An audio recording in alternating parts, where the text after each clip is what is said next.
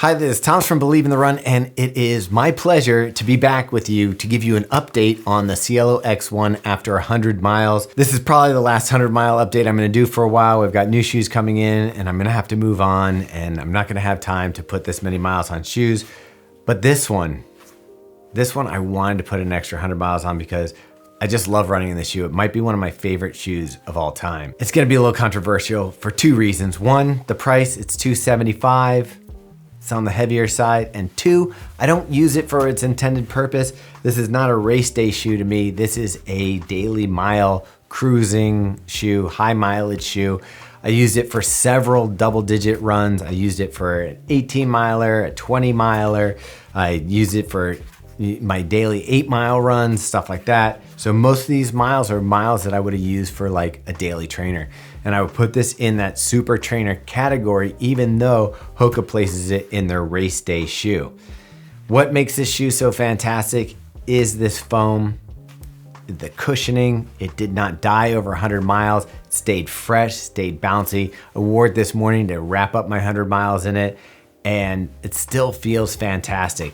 There's plenty of rubber here on the bottom, and you can see there's basically no wear on this shoe at all as far as rubber goes. Where it's exposed, you can see a little abrasion in the foam, but it's really in good shape. Two, the carbon plate gives it a little bit of stability once you're going. It feels unstable when you're standing around, but once I was running, that thing is just smooth. It's just got a really nice transition heel to toe. The upper, when I first got it, I wasn't really a huge fan of it, but actually holds your foot in there nicely. It was 30 degrees this morning. I could feel the wind coming through, so it does breathe even though it looks like a thick sweater. Breathes just fine, so it's coming through. Again, the laces, we bashed them in the first review. They're still terrible. I didn't switch out the laces. I like to keep things as stock as possible. There's no insole in here. I didn't remove their insole and put in anything else. I ran in it like you would out of a box. And I gotta say, there's a few shoes that have like special places in my head. I can go back as far as like the Kinvara 2. I can go into the Clifton 1, Hoka Clifton 1. Recently though, shoes that have really knocked the socks out of me are the Super Blast from Asics.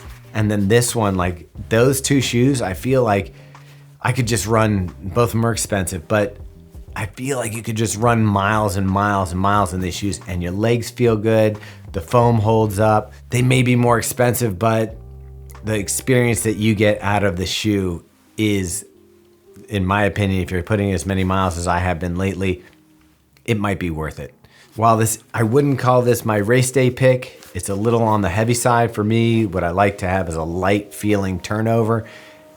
And this one doesn't have that necessarily. It does somewhat make up for it with the bounce off and the energy return and the resiliency, which after 100 miles is still there, but I'm probably still gonna choose a lighter option for race day. I just really love this one when I'm tired, especially those days after I did 20-mile runs or 18-mile runs. Putting this on for those shorter miles, just those miles where you're like just feeling beat and you know you're not gonna be going out there fast. This shoe felt great underfoot. My legs feel good.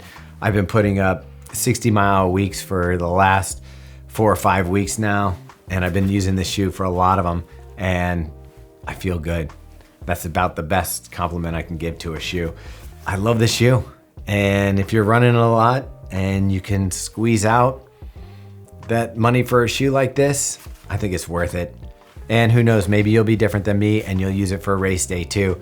It's still lively. I still think after 100 miles, I could probably throw this on, run a half marathon, even a marathon, and still have a nice feeling shoe underfoot. May not be what I would want if I was a pro that's trying to go for, you know, a 2:10 marathon. I probably want a fresh pair, but someone like me, mid 3-hour marathoner, this shoe is holding up really well. So I can't say enough nice things about it. I'm looking forward to the update coming in, you know, probably next year, because I know weight was something they were gonna try to take out of it. But this shoe can gobble up miles. Highly recommend. That's it.